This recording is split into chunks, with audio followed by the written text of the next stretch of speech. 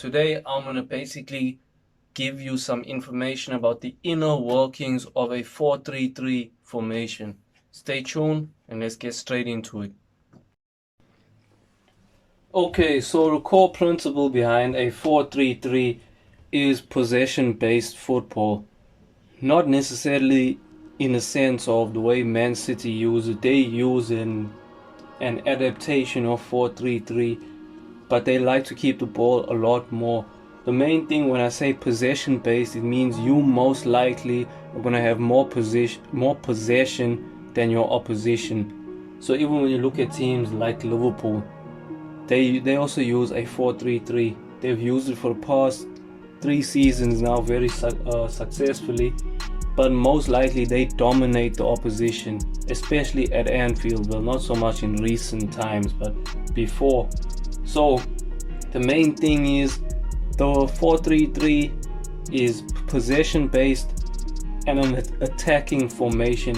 It usually comes with a high press, but it depends on how you use it. If you're using it like how Man City and Liverpool use it, you're going to have a high press associated with it because they are attacking teams. But if you are a defensive team, of course every formation can be used defensively, so you can use a 4-3-3 to defend. If you are using a 4-3-3 to defend, most likely it would go into a shape like this. This would be your central midfielder, 2 holdings. The standard one, two central midfielders and then 1 at the base. Now, to describe this formation, I'm basically going to go through every position's role in the system so that you can get a better understanding of it. So starting off with the goalkeeper, most likely ball playing keeper. Why I say ball playing keeper is because the first part of your build up, especially in modern football, is from your keeper. If your keeper cannot pass or is not good with his feet, it's going to be extremely detrimental to your side's build up. So with a 4-3-3, same thing applies. You want to have a ball playing keeper. This keeper must be able to pass the ball accurately but also be calm under pressure. Now moving on to the defensive back line, the 2 fullbacks will be highly attacking. Like in the case of Liverpool, these 2 usually push up and the 2 centre backs spread, and then the holding mid would drop. So then they'd have basically something like this here, 3-4-3 almost. But this holding mid wouldn't exactly be a centre back. He would kind of play the sweeper role, meaning he'd cover this entire area over here. But most likely these 2 would spread. He would be here in case the ball is lost and they need extra defensive cover, because then you just form a back 3 and then you can cover all of your bases. By the time you delay the opposition, these 2 would have pushed back in and then he can go up. So it's kind of like that. That's basically how you build up with a 4-3-3. So firstly, with the keeper, these 2 would always be options. They would slightly push up, so they would spread out, he would drop in, and then basically you can pass to your center backs. 2 options, you'd have him as a spare man or the other one as a spare man, and then basically you can pass it and build up from there. Now, especially now when you're building up from the back, all of these players would have to drop, or else if they stay up, what's going to happen is going to be this massive gap of space here, which the opposition will fill and box you in. So they all have to drop as that ball gets started out from the back. But if that team is not playing a defensive game, the opposition, that back 4, let me just add these, that back 4 would most likely have to push up, or those players would have too much space. So this back 4 would have to drop, or if they want to play a defensive game, like for example if you're playing someone like Burnley, they would sit and then the 2 holding midfielders, I'm just using 11 and 12, would just sit there. So then you're basically covered. But the main thing is, when you push back down, you want to force the opposition to go down with you, so that space opens up behind. Because if you can have a quick build up, your striker can make a run there, you play a through ball, you can get chances on goal.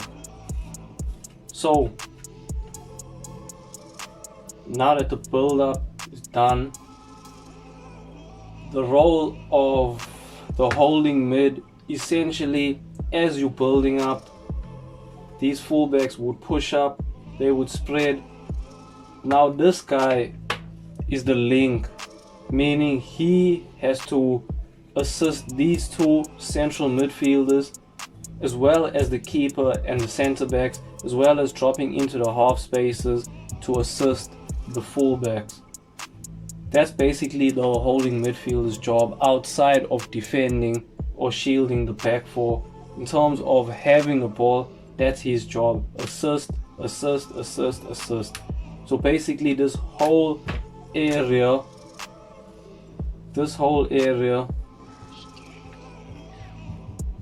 is the holding midfielder's domain, because you have to give assistance to the both fullbacks, depending on which side the ball is on, of course.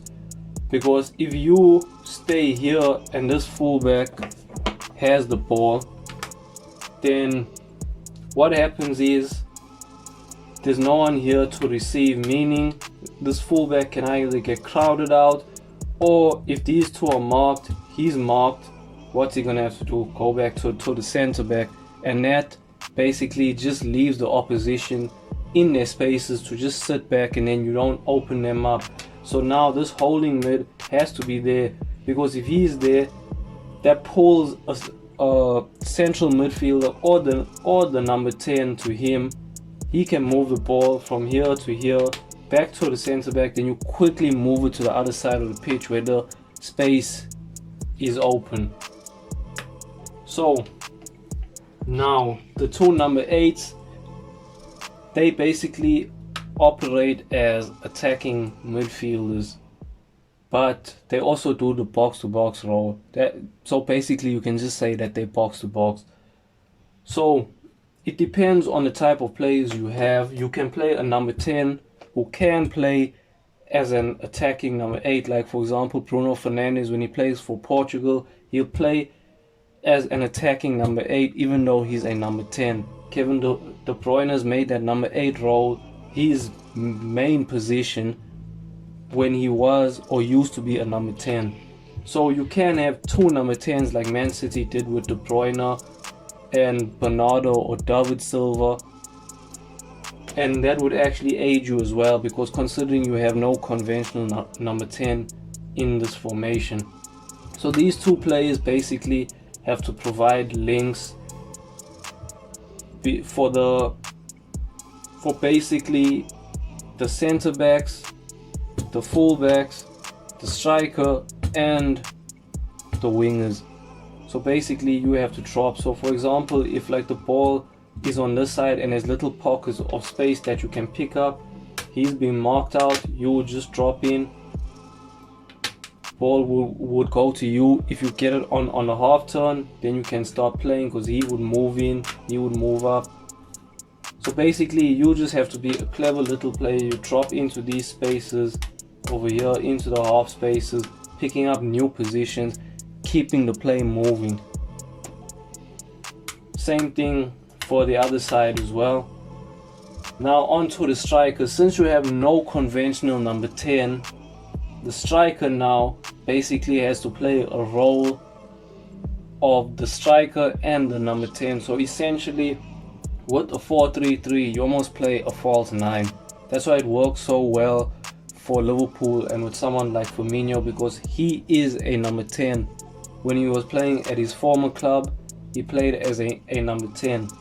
So basically this guy drops, and what happens is, if you have two inverted wingers who are basically inside forwards, if you don't know what an inside forward is, an inside forward is basically a striker who plays on the wing. Marcus Rashford, Sadio Mane, Mo Salah, those guys are inside forwards.